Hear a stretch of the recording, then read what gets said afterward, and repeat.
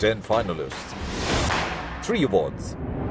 Hear their stories and see who gets to take home the prestigious trophy for the most innovative, most inspirational, and the most impactful idea.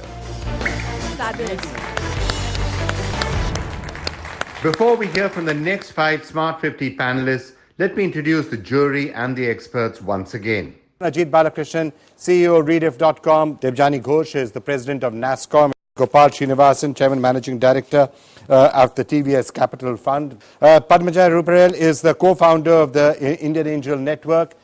And Shyam Srinivasan, CEO and Managing Director of Federal Bank. And in no particular order, our special guest seating out here, Mr. Harkesh Kumar Mittal, Member Secretary, National Science and Technology Entrepreneurship Development Board, Pradeep Gupta, Chairman, Simon Media Group and co-founder of the Indian Angel Network, Professor Ashok Banerjee, Professor IIM Calcutta and also the Director of the IIM CIP, Devashri Nandividas, who's looking after the Boston round really and is Associate Professor and Program Director at the Brandeis University. K. Ganesh, a serial entrepreneur who's mentored a large number of companies and influenced many more. Mr. Ramraj, co-founder of SIFI and Senior Advisor of Elevar Equity. Vikram Mahajan's with us, CEO of White Box Capital. Sanjeev Iyer, founder, Upcar Consulting and President, Pan IIM Alumni Association, Singapore. And Omkar Rai, DG STPI. It's a real pleasure to have all of you with us. Now, some of what we have seen, the way startups are being able to use their ideas, their imaginations, to make major breakthroughs. And is that really the direction to go? Many of these are not necessarily venture capitalable ideas, but they are ideas that can have a major impact nevertheless. So I really found it amazing because, this is like truly solving the many problems of India on healthcare, on, cancer care, infant mortality, on pollution, or garbage. These are really the major problems of India which we need to find. And you can't have a foreign solution to this. Indian startups have to find these solutions. And, these are the challenges which government is trying to find a solution. And I can tell you that we'll be very happy to support you on this. My one request would be that we've made patent registration very simple and easy. We give a 80% discount for startups. We've got legal support now available, and we fast-track patent registration. And therefore, all startups in India must do patent registration. They must file for patents. And this is important. And the second very refreshing thing about this was that there's a lot of great combination of innovation, technology, skills, foresight, vision in all this that has been said, which makes it a unique case of great frugal engineering for many of the products which have come here today. And I think this makes it a case for India being the key driver for great social innovation for the future. The point about social entrepreneurship, but at the end of the day, it still is the case that for a venture capitalist, they may well have profitable entities, but their primary goal sometimes is to solve a bigger problem and not profit maximization. It will lead, if any venture capitalist touches any of these beautiful projects, they will destroy it. And I know them too well. They take them into some other direction. So I hope and pray that nothing happens. But there are some solutions possible on which in India we have taken the first 2 baby steps. We've created a LLC type structure in the country, but in the actual execution, it has some little problem which we can solve by sitting with the better drafters. If I, as a person who has, let's say, 10 lakhs in my bank, want to put 5 lakhs into one of these young companies, if I put it into an LLC that they have, and if their first 2 years losses are deductible for me, that may be the rocket which takes it off. Okay, that's an interesting way of looking. So he said that venture capitalists, 2 things. One, venture capitalists would not be interested in some of these ideas. And B, Ajit says that if a venture capitalist was to invest in one of these ideas, it would probably destroy the company. I won't talk about the second part, but the first part. You're the head. You're the head there. So. But the first part is, I don't think this is a conversation about venture capital. I think it's a conversation about how CSR funds can be intelligently deployed in this country. Today, if a CSR fund is invested either in a fund that is into social impact or directly into some of these enterprises, it doesn't qualify as CSR. So I think the first thing is to channelize this vast amount of money we have to be able to get into these companies, either directly through funds or through some kind of debt pool which gives first loss guarantee using the CSR funds. There are very creative ways which we can discuss. So I think that may really be the right solution because that money is tagged for them. So let it go to them in a modern, contemporary way which builds sustainable businesses. They need businesses that take off, not go to the moon. Okay, I'm going to throw that to Amitabh Kant in just a minute, but let me get the others in. I think, there's a transformation that has happening, right? These are impactful businesses that were earlier seen in a not-for-profit kind of a structure, which is now moving for-profit. But they still attract philanthropy money. And my belief is that the good work stops when the good money stops. So I think here is an opportunity, and we've used it at IAN, for example, where we have invested in companies from angels who are patient investors, tied to grant money, tied to philanthropy money. And I think this can be scaled up also with the next round, which is venture debt, so that banks start opening up, debt money starts coming in, and the companies sort of not dilute unnecessarily. So from the point of view of what was said right now, big companies, philanthropic ventures, the ability to really put a lot more capital behind smart ideas that can transform India. Would companies be interested in your view? Yes, in fact, I'll build on what Gopal mentioned. The CSR money, well directed, they are talking of lakhs and a few crores. They're not talking of hundreds of crores. And as a bank, we have something called Launchpad, which is focused exclusively on this. We do this and we've already sort of helped 4 or 5 companies with similar or like ideas which are scaling up today. Now the big question is scale up for what? When they're starting with a social objective. Everything doesn't have to be only money making. So there has to be a wider thought around this, and the micro markets that they are beginning to impact, and with CSR funds, you will see this really catching fire. I actually think funding is not their main problem. It's the market access. And to Mr. Kant, I think there is a fantastic idea, the Women Entrepreneurship Platform, which Niti has launched. If Niti can also create a social entrepreneurship platform, because the biggest problem with market access is most of their users are either local authorities like panchayats, districts, etc., or government departments. How do you navigate through that maze and find the right person is a huge problem. Most of the philanthropic organizations in India and many, many leading entrepreneurs and trusts in India would just pick up these great ideas and support them. I mean, there would be no issue of financing for these great ideas, which is really going to transform India. But government itself, one is that government has pushed for this fund of funds, which then supports a vast number of venture funds. And amongst that, we are looking for great social innovations which can then be supported through this fund of funds. And secondly, other than DST, a huge amount of disruption is taking place within the government. We're supporting a vast number of incubation centers. We're supporting a large number of tinkering labs. But I think the government's key role in all this is to be the first buyer, is to create the market for you. And, the key challenge really is about government creating the initial demand. Now, one of the key things this government has really pushed forward is to say that experience is not required. You don't need experience. As long as you're producing a quality product, the government will become then the buyer. And we'll be very happy to support you in many of these things where buying is a critical issue. Pradeep, you were trying to say something. Yeah. I think we need a new definition of unicorn. So far it is, unicorn is something which gets $1 billion in terms of market capitalization. It should be 1 billion lives that it is able to touch. That is what should be a real unicorn. And if it can actually touch 1 billion lives, then you will find that there will be investment which will be available. Okay. So we should be touching 1 billion. I think that's a very important point, which is being made, and that is, the Western world, Vikram, has always innovated, but it's innovated for arms, it is innovating for driverless cars. Those are not the challenges for India. The challenges are what these young startups have come up with. And therefore, we need to really push the limits on these challenges because they're finding the solutions to the problems of India.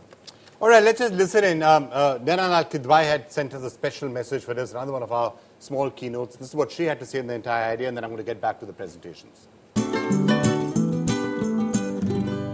I am absolutely delighted to see the enthusiasm with which all of you have come together to participate in this event. An event which showcases great options, innovations, opportunities for making our living conditions better. Now, if you look at programs like the Swachh Bharat Mission, which have been ranked amongst the highest in every survey that happens in terms of what citizens like of government programs, it tells me that people want to see improvement. The citizens want to see change.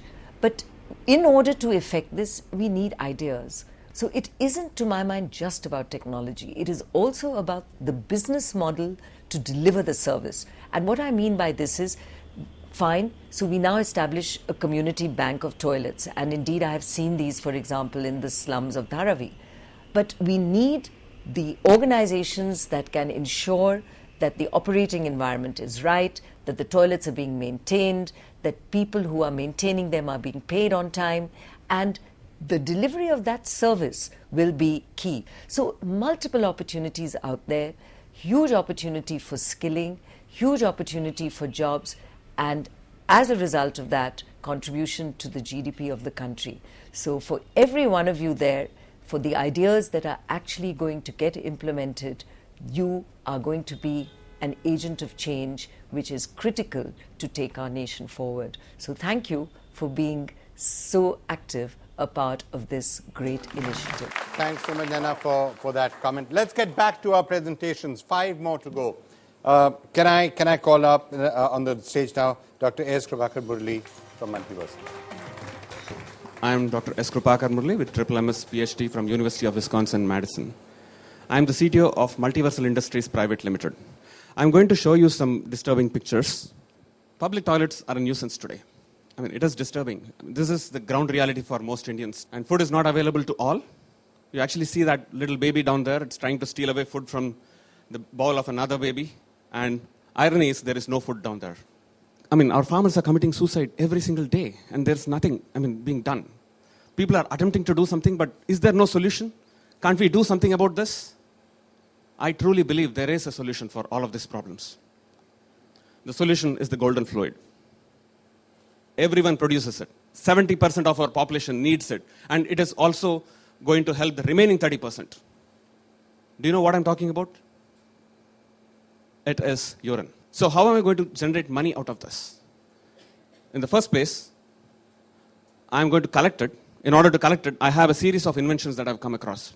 And I have actually created them. I'm going to collect the urine in a very pristine form.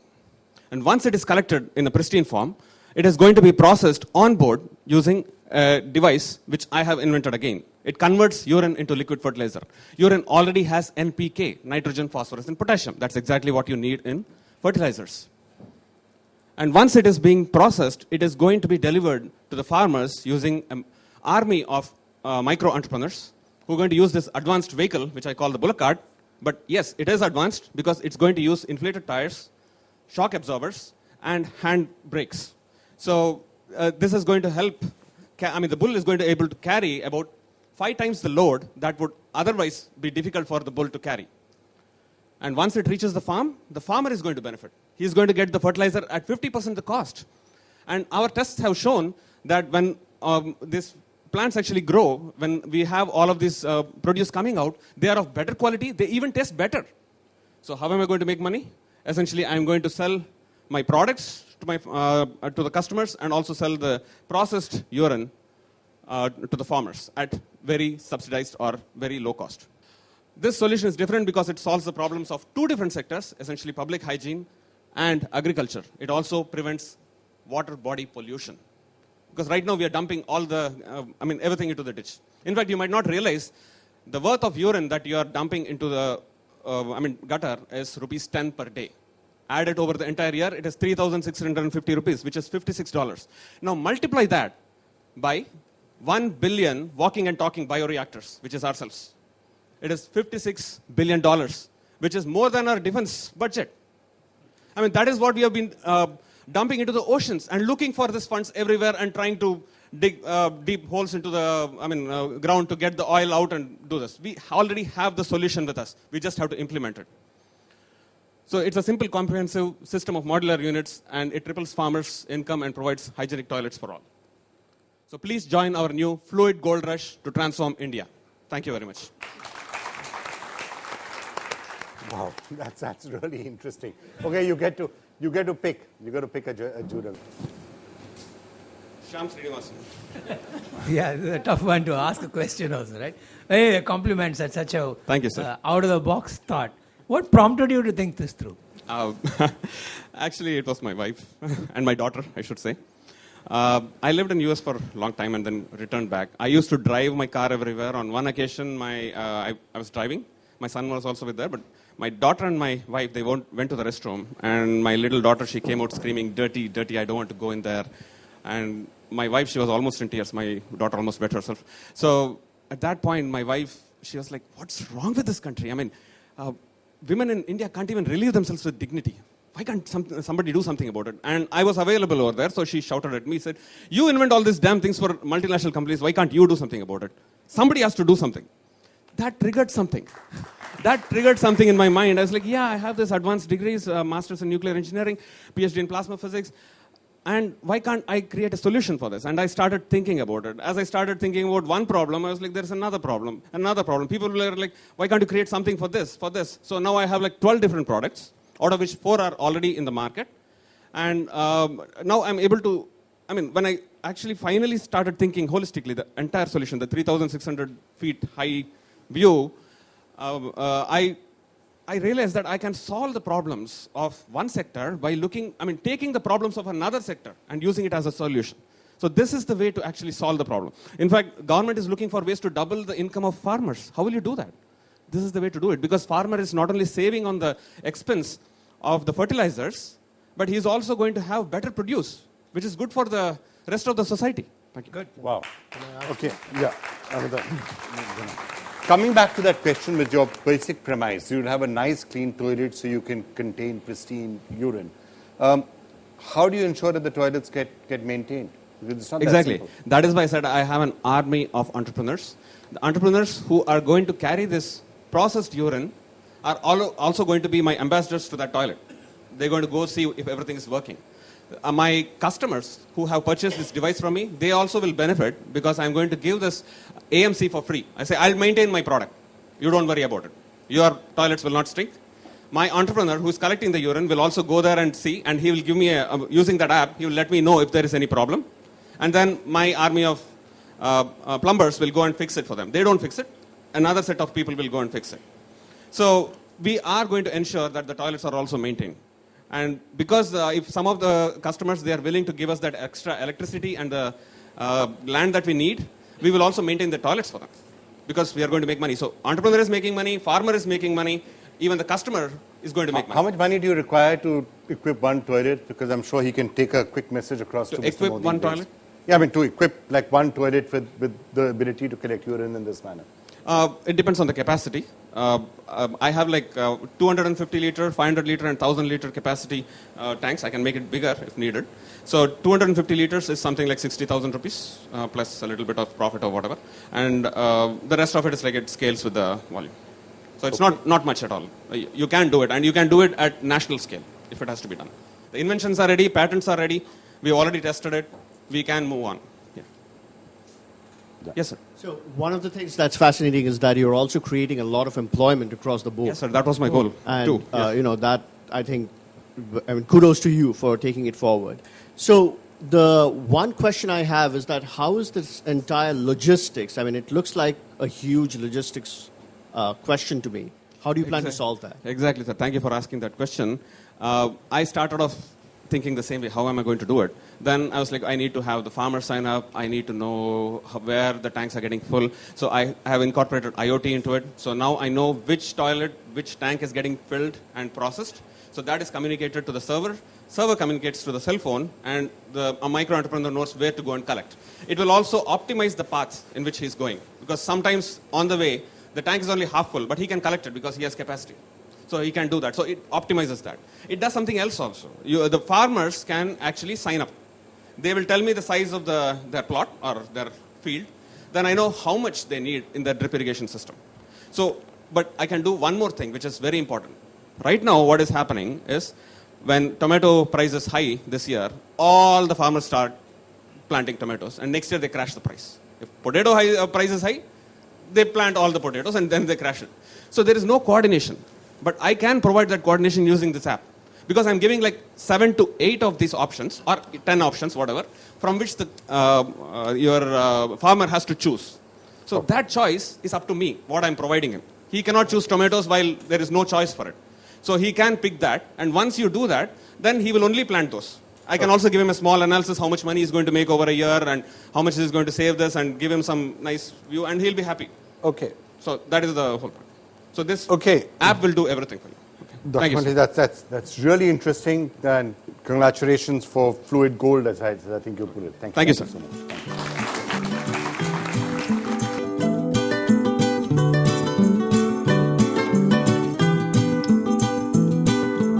Tushar Vyas is our next speaker. This is Tushar, founder of Nasofilters. These are our happy lungs, pink and healthy. But unfortunately, we live in a country where one person dies every 23 seconds because of air pollution. These pollutants in the air are so small that they enter into our bloodstream and mix with our system and causes cardiovascular and respiratory diseases. As a result, our lungs don't look happy anymore. Now, there is a difference of 5 seconds between this grim pollution reality and breathing pure air. 5 seconds to protect you and your loved ones from air pollution. We, a team of IIT Delhi, have come up with nasofilters which take just 5 seconds of your life to save 50 minutes which you lose daily due to living in this polluted environment. And now, in 5 seconds, I will safeguard myself.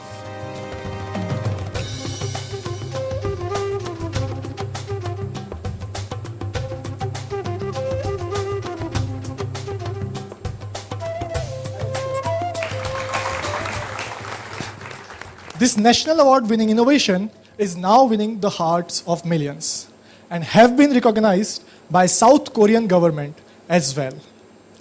Nasofilters is not only limited to commuters, bikers, or riders, but is now impacting life of people in industries and hospitals through nasofilter dispensers. So this is Nasofilter, a nano solution to a mega global problem. Thank you. Okay, why don't you pick a jury member to ask it? Ms. Padmaja? How are you going to scale this? This needs, this problem is absolutely all over. Everybody needs it. How are you going to scale it? How are you going to manufacture it? How are you going to make it a viable business? Scaling in the terms of production? Production, marketing, reach. So basically we have our own facility for the filter media manufacturing, which is based out of nanotechnology. So that is the core essence of this product. And for the assembling, cutting, and packaging of the product, we have outsourced it to one of the contract manufacturer who has this experience, vast experience in this similar domain. And how are you marketing it? How is your customer acquisition model? We are acquiring more than 500 customers daily, which is increasing by 10 to 15% on month-to-month basis. And our distribution strategy is, surprisingly, we have been contacted by distributors from 33 countries around the globe already, and from India as well. And we are tying up with them one by one, as well as this is now available on online, Amazon, on Apollo Pharmacy from next month as well. It is a use and throw disposable product, and it costs only 10 rupees for a consumer. In industries, there is a different model. As per the comfort level, basically we have made this using nanotechnology. So there are millions of nanopores on a small area. So the efficiency is very high, but because of the pore density, very high pore density, there is not much breathing discomfort. All right, thank you so much. Thank you so Very much. interesting. Ganesh Ram of New Andhra. My name is Ganesh from Nundra Innovation. I belong to a small village, Nundra, in Rajasthan. Few years back, while helping my parents in our farm, I felt a back pain. This made me discover that the back and waist pain are common and widespread problems that don't have any adequate solution. More than 65% population of world is engaged in the manual work. 90% of their activities involve frequent bending downs, causing a serious spinal and back problems. Lower back pain is the single leading cause of disability worldwide that affects health, earning potential of millions worldwide. Painkillers give the temporary relief but are not the long-term solution. Spine surgery is complex and expensive and out of reach of most of people. That's why we created a Jaipur belt, an efficient, affordable, and lightweight exoskeleton to assist anyone with the back problem, especially the manual workers. Dr. Alok and Dr. Jain from SDMH Hospital collaborated with me to solve this problem. Clinically validated Jaipur belts help by offloading a spine and waist up to a variable limit without restricting body movements. As precautionary measure and therapeutic device, Jaipur belts can minimize the workers' pain and drudgery while increasing their work efficiency. With 9 patent files and 4 granted, we have got many national and international awards. With 3 years of hard work, we have come so far. Looking for your support to help millions of people get back to their life. Thank you. Right. Really interesting.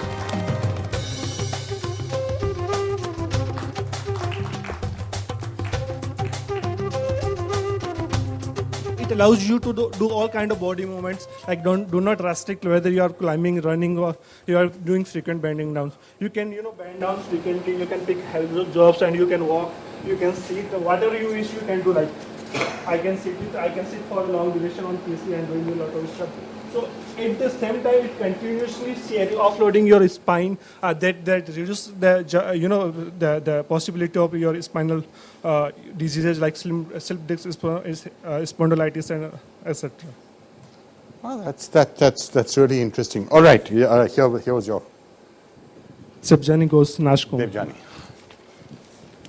Hi, it's a brilliant problem that you're solving.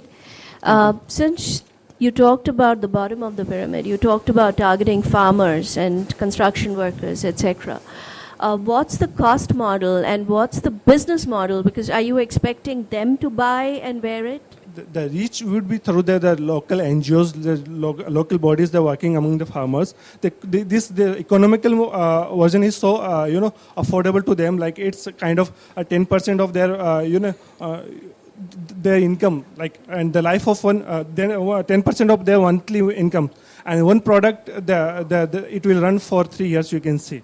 So if you say it gives that kind of sustainability in that way, it will give the return of their money. So follow-up question to that, linked to that. So how much would both those models cost? How much would something cost if you're selling it directly to a customer? One of these. So right now, to farmers is available at 1,500 rupees, and they are buying it. And for the same product, we are selling to medical 5,000, and we are out of stock right now. Any question? Yeah. Pradeep? Yeah. Wonderful work that you are doing. What sort of medical certification and device certification have you gone through? Yeah. And for how many years has it been in use? And therefore, are there some long-term studies available on what is the sort of impact? In terms of certification, it's class 1 low-risk device. Certification is not mandatory, but we are following the CE and FDA process. We did ethical committee approval, clinical trial with the Dulabji Hospital in Jaipur, the Jaipur food people. The longest study we have is like a 1.5 year, like 18 months. So like it's validation in terms of the effectiveness, at the same time the robustness of the device as well. Okay. So it's coming good. We have the data recorded, all these things. All right, thank you so much. That's really helpful. Prateek Gupta from Strom Motors. Prateek Gupta. Hello everyone, I'm Prateek Gupta from Strom Motors, and everybody knows that a lot of air pollution is present in our cities. In fact, 2.5 million Indians die due to air pollution in India, which is the highest in the world. Top research institutes have shown that air pollution, road transportation is the major cause of air pollution, especially in our urban cities. The Indian government, recognizing the gravity of this problem, has set a goal of 2030 to go electric in terms of transportation. Making transportation electric will not happen by a few wealthy individuals driving pricey electric cars. A recent survey showed that 34% Indians want to buy electric cars. But how many people can really afford cars which are above 8 to 10 lakh rupees? At Strom Motors, we see this as a huge gap for the next 3 to 4 years with a big market potential. Introducing Strom R3, a compact, all-electric, urban car for every Indian. With a fully air-conditioned cabin, it provides every Indian an opportunity to own an electric car under 3 lakhs. The car is both safe, easy to drive, and only costs 40 paise per kilometer. We at Strom Motors have a qualified and extremely dignified management team. Our Professor Blankenship, who's an MIT PhD, Jean-Luc, who's an experienced tech CEO, and me, Pratik Gupta, together have executed several defense and industrial solutions. Please join us to help India drive electric. Let's go for electric drive. Thank you. It's an unbiased question. Just wanted to check with you, what is giving you the confidence to take on the world? Because you're doing that, and I think that's fabulous. Yeah. But tell us the secret. I think just growing up in India, like I grew up in India where, a lot of changes were going on. And then I went to US, got my degree, and then started working for bigger organizations like NASA and US Army. There I realized that actually the solutions are very basic. If you do your basics right, it doesn't matter which country, what problem are you solving, you will be able to, so going back to the first principles, if you really, so what we're doing in Strom Motors is actually not rocket science. I'm not interjecting, but you're going to compete against all the big players. Yes, yes. So what we are doing is not rocket science. What we did was we look at why electric cars are not efficient right now, because they're 1 ton. When you want to move 1 ton of metal from point A to point B, it's going to take a certain amount of energy. We identified that the average occupancy of a city car is 1.6. So we made a car which is actually 3 wheels with 2 wheels in front, 1 in the back, which gives you the same stability as a 4-wheeler car, but reduces the weight by half. When you reduce the weight by half, you basically increase the efficiency 3 times. And the cost comes down by 3 times, So that's why we are able to propel our car from point A to point B at 40 paise per kilometer. All right. Anantha, you have questions? Just 2 questions, because they say that an electric car, almost 50% of the cost is in battery. Yeah. So lithium ion and the challenge of charging. Yes. How are you solving these 2? So to that point, we are actually collaborating with world's best technology. AccuWatt is one of the France manufacturers of battery, which makes batteries for defense in France. They want to tie up with us and create a battery plant here in India. So this is actually licensing technology, which is world class, and bringing it to India to increase more employment. Lithium. Yeah, is it lithium-based battery? Yes. What about safety? If you made it a 3-wheeler, you've reduced the weight a lot. Yes. Is it unsafe? So yeah, we have adhered to the international SAE standards when we made it. In fact, we have crashed a lot of our initial, which is actually not required by the Indian government. But we went ahead because we want to make a world-class product, which today we design a platform and we can export to everywhere in the world. So that is how we ensure safety. All right. Somebody here. Yeah. Yeah, no, this is extremely needed and fascinating stuff that you're doing. 2 questions, the standard challenges, like Amitabh Khan mentioned. Yeah. What is the time to charge? How many kilometers it will do on a single charge? If you don't use the fast charge, but use the regular charge. So basically, on one single charge, we do 80 kilometers. But the consumers this is a capsule-based battery system, so you can add more capsules. So you can upgrade it to up to 150 kilometers of range on single charge. In terms of charging, again, we are relying on the ecosystem. And we all know the ecosystem is developing. But when you buy the car, you get two chargers. One, you will come and install it at your home. And if your business allows it, we will come and install it at the business. So when you drive into your work, your battery is charging while you are working. And then you have enough juice to come back home. How many hours to a charge? So how many? It's about 3 to 6 hours. If we do offer this fast charger, which will charge in 3 hours, and the normal charger will take 6 hours for a completed depletion battery. Yes. And what do you expect the end user price to be? So end user price is around 3 lakhs. On top of it, you will get government FAME subsidy, which is for a 3-wheeler 60,000 rupees.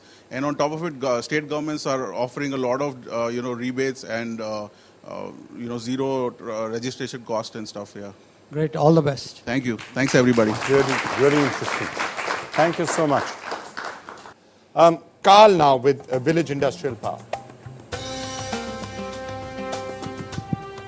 I'm Carl Bielenberg, Chief Technology Officer of Village Industrial Power. My wife, who's the Chief Executive Officer of Village Industrial Power, is not able to be here.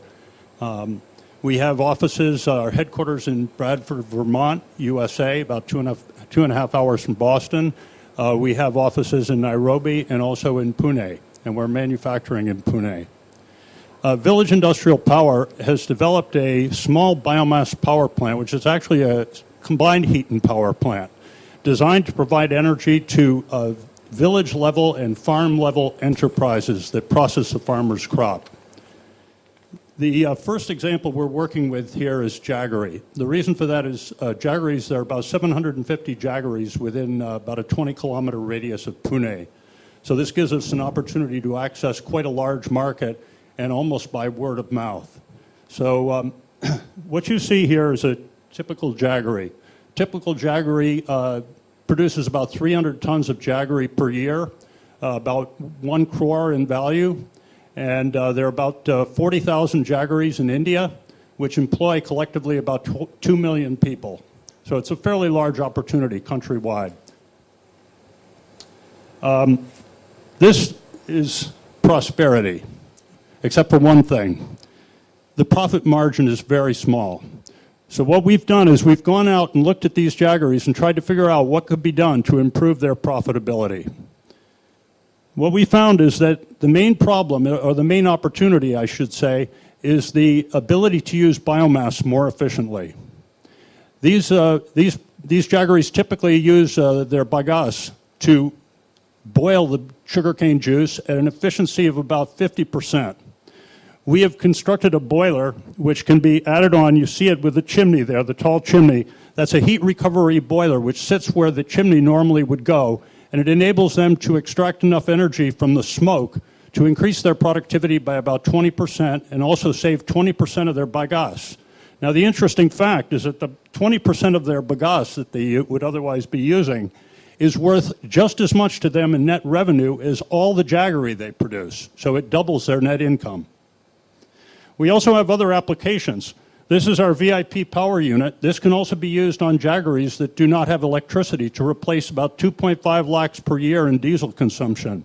But here you see it connected to a dryer. That's a fruit and veg dryer. It could also be used for fish, which enables you to process about 300 kilograms of fresh food in about 5 hours' time. And it does a very high-quality drying job because it doesn't heat the food very much, but it has the circulation of a wind tunnel. It has a very high air velocity, enabling the food to be dried very fast, but at a low temperature. So we're looking for really high-performance technologies that are affordable to the farmer. Thank you. Thank you so much. Jury member, I think Ajit, you're the one going to... Yeah. Oh, yeah. Okay. Compliments on thinking so deep about a problem which is in front of us, but not visible to many Indians. And how do you, at the moment you said you just need funding to try this out. Mm-hmm. Do you plan to market it worldwide, or what is your plan? Well, for the Jaggery portion, of course, the market is mainly in India. And we plan to approach that organically. We want to really go into the market in Maharashtra state. There are very large markets in Kolhapur and Pune and, basically the sugarcane belt. We will be looking at Jaggeries in the north. In fact, this week I'm going up there to see what they look like and what their needs might be. That's a really very great idea. Congratulations to you. The only thing is that the farmers would be required to invest upfront. Mm-hmm. So what is the viability model for them? Okay. For the capital cost of the power unit, We're looking at about 6 lakhs rupee currently. We're hoping to drive that down as the demand increases. We'd like to get that down to about 4 to 5 lakhs rupees. The heat recovery boiler is considerably cheaper. It's about 2 to 2.5 lakhs rupees currently. However, even the power unit connected with one dryer, and even better yet 2 dryers, since it can power 2 dryers, can actually return the investment in 1 year, provided that the farmers or the village has enough of the crop that needs to be dried. Carl, thank you so much for joining us. That's really, really interesting. I'm going to ask the jury to now pass their scores back, and we will try and somehow figure out, get some sense of what of whom they're going to select out of this. But I mean, I don't envy their task. Just fascinating presentations. I really enjoyed being here, and I think really path-breaking work being done by entrepreneurs here. And I think the great thing is that they're looking at real challenges of India. And, as I said, the Western world has all the innovators, but they don't have challenges. There are no challenges in Silicon Valley. The challenges are all in India. And for the first time, you have all the challenges with all the great innovators here, finding solutions to the problems of India.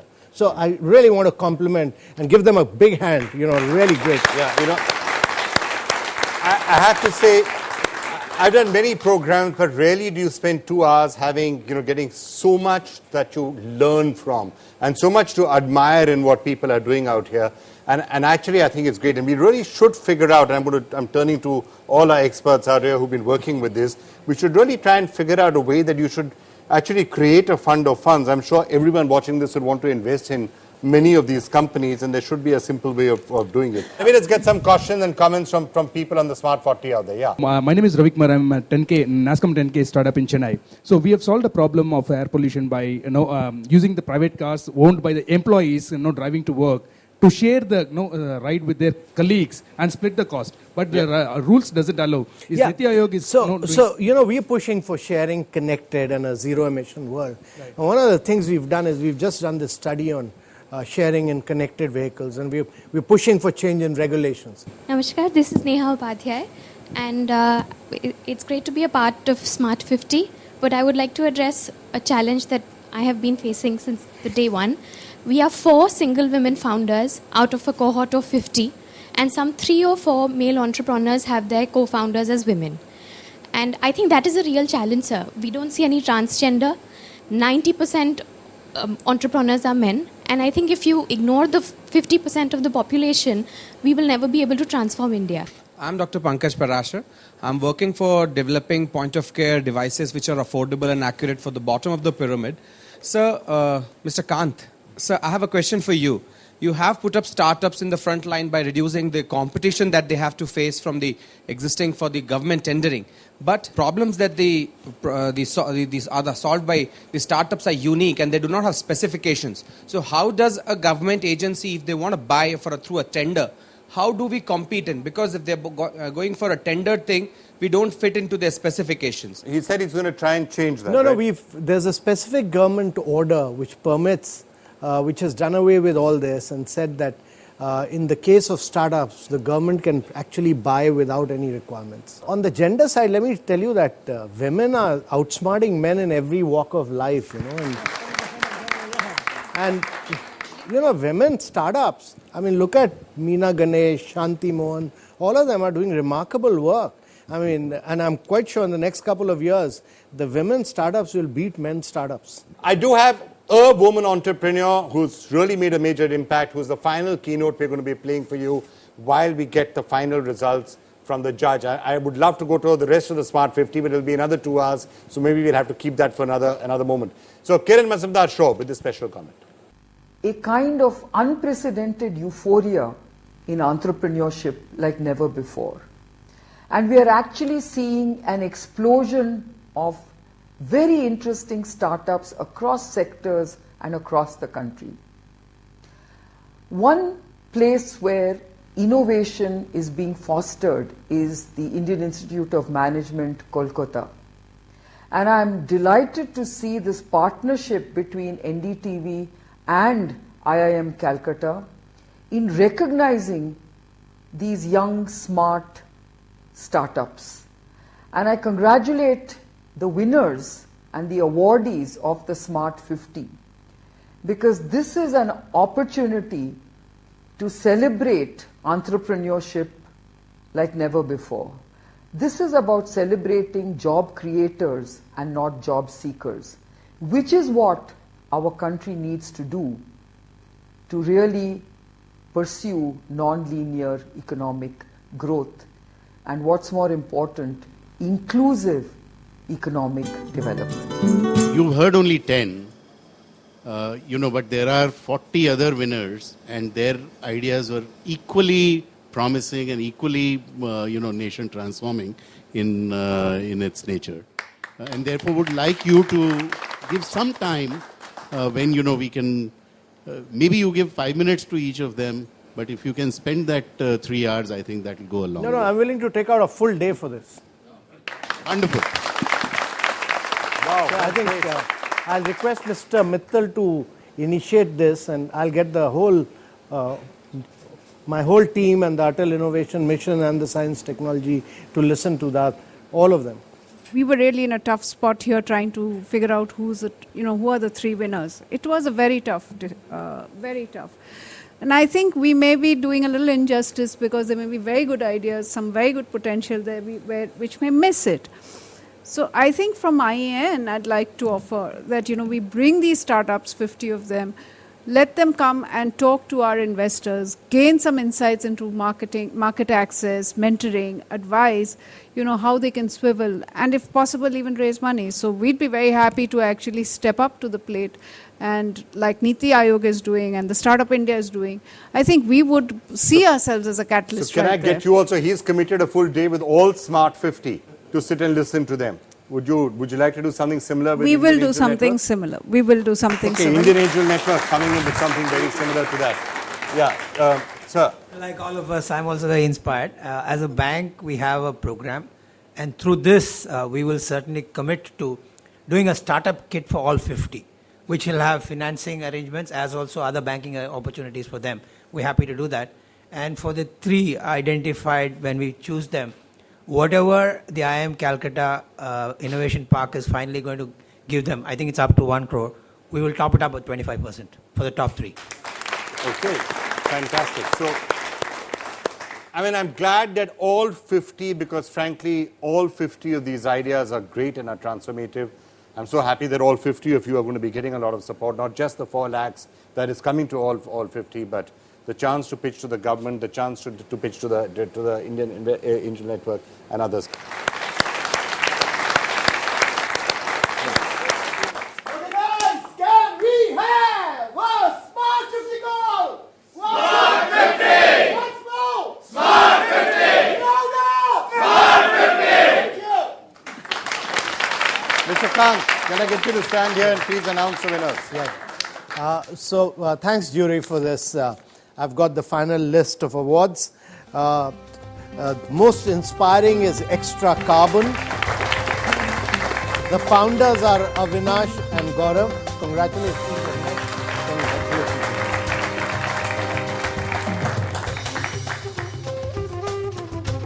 Heartiest congratulations.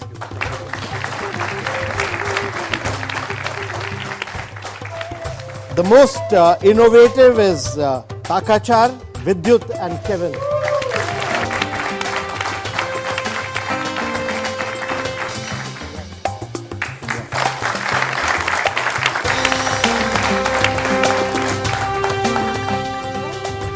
And finally, the most impactful, Sukriti, Avinash Yadav.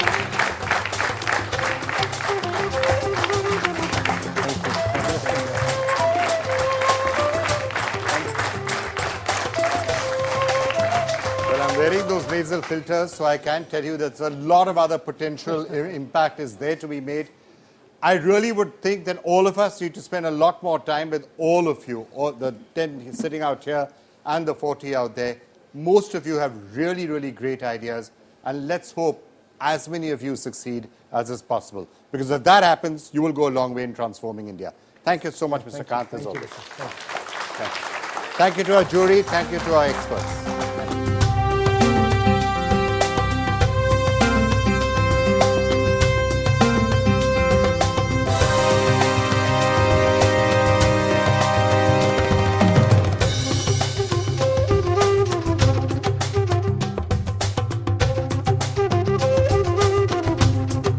This is the first time I'm participating at a competition at such a large scale. So it was experience was very good for me, and just hearing the pitches again, it was just fascinating to see it was very inspiring to see all these concepts which are really transformational for me, and just motivates me to work further.